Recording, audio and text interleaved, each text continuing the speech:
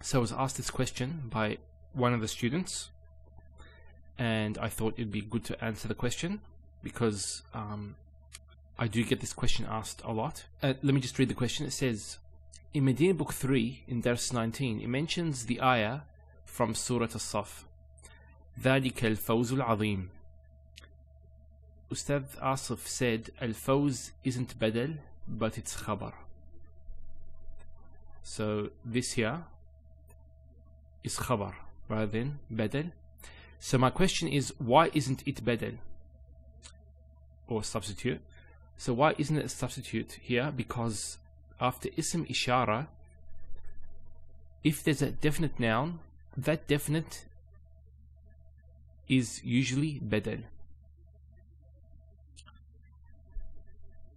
Okay, so that's a very good question. I'll be answering this inshallah.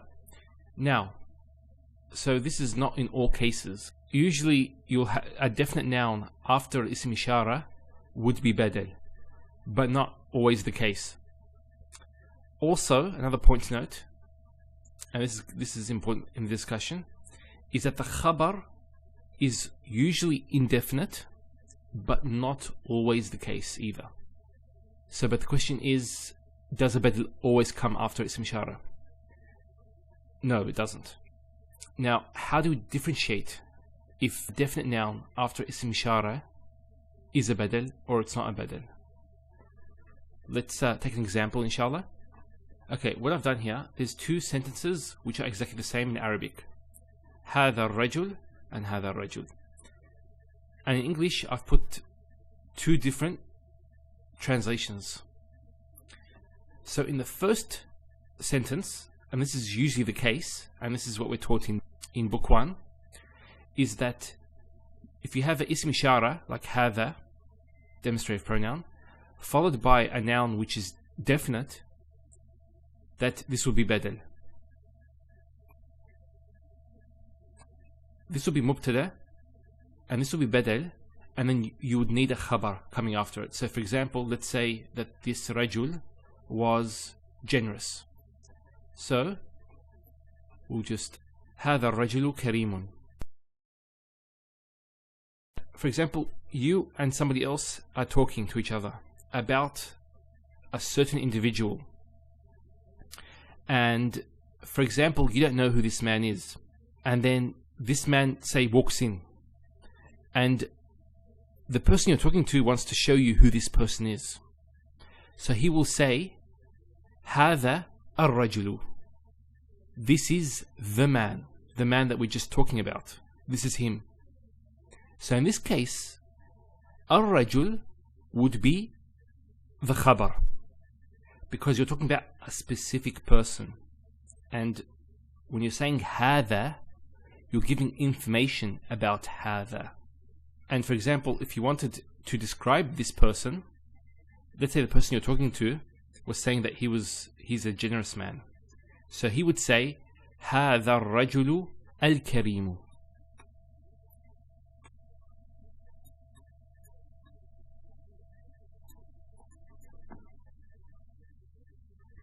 And that would be definite, karimu.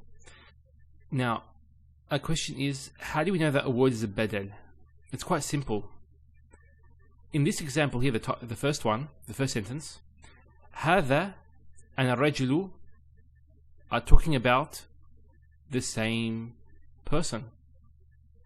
هذا and الرجل. So for example, if we took one of these out, it would still give a complete sentence. If we said, for example, هذا كريم, this or this person or this is generous. Now, calling somebody هذا, usually it's not a respected way to call somebody by calling them this. So هذا كريم, this is generous. Similarly, if we took away هذا, it would say الرجل كريم. That's a complete sentence. The man is generous. So regardless of which word you use, it would make a complete sentence. In this case, we're using both, and this is the badal, or the substitute of هذا. Now in this case, الرجل is khabar, so we can't take this out, because this is the man, and then we just give him the attribute of being generous, al-Karim. So this is the generous man. So in this example, there is no badal. There's a mubtada, khabar, and this is a sifa for the khabar. And we're talking about a specific person here. Ar-Rajul. Now getting back to the example, ذَلِكَ الْفَوْزُ الْعَظِيمُ, which we translate as that is the great success. Now why does Allah subhanahu wa ta'ala call it the success? And if you read this verse, I think it's verse 12 of Surah As-Saf, it's talking about being admitted into Jannah.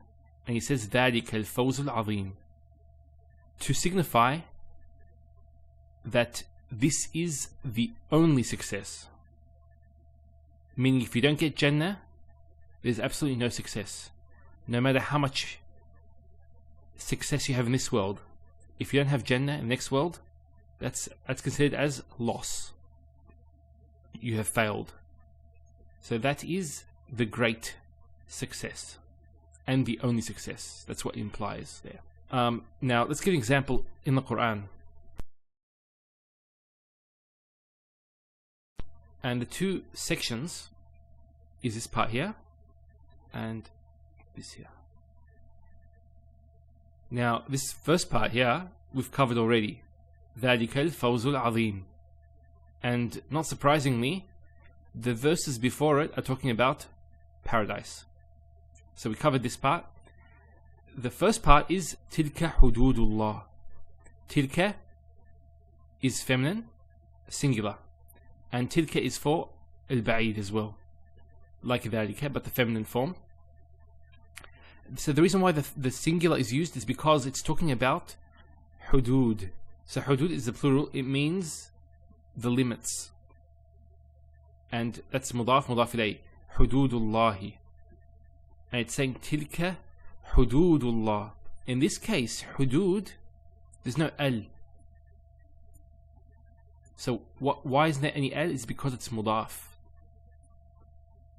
And there's mudaf ilayh. So it's definite by idafa, by being ascribed to Allah subhanahu wa ta'ala. So this is definite as well. So this would be the khabar. So tilka, ism ishara, and we have a definite noun following it. That is khabar. In the first example, there's a word with a sifa that's been described with a sifa. In this case, there's idafa, hududullah. So this demonstrates examples of a definite noun coming after ism ishara, which is not badal, but actually a khabar. Now just a point about the language used here. Why was the ism ishara lil ba'id for distance used in both cases? So here we have tilka, so why wasn't hadhihi used? And here we have dhalika. Why wasn't hadha used? Now what scholars of balagha and Quranic commentary at tafsir say, so the reason why the demonstrative pronoun for distance was used to indicate the far distance. In this case, hududullah, the limits of Allah, so they're distant and we shouldn't come anywhere near them. And also we consider them great in the sense that the one who made these limits is great, because they are the limits of Allah subhanahu wa ta'ala. Now in ذَلِكَ الْفَوْزُ الْعَظِيمُ, ذَلِكَ is talking about Jannah, which is something that's very lofty and far off. It doesn't come cheap. It's not something that's close to you. You need to work for it. And that's what's indicated by using ذَلِكَ. So I hope that answers your question. وصلى الله سيدنا محمد وعلى آله وصحبه وسلم. أشرقت نفسي بنور من فؤادي حينما رددت يا رب العباد.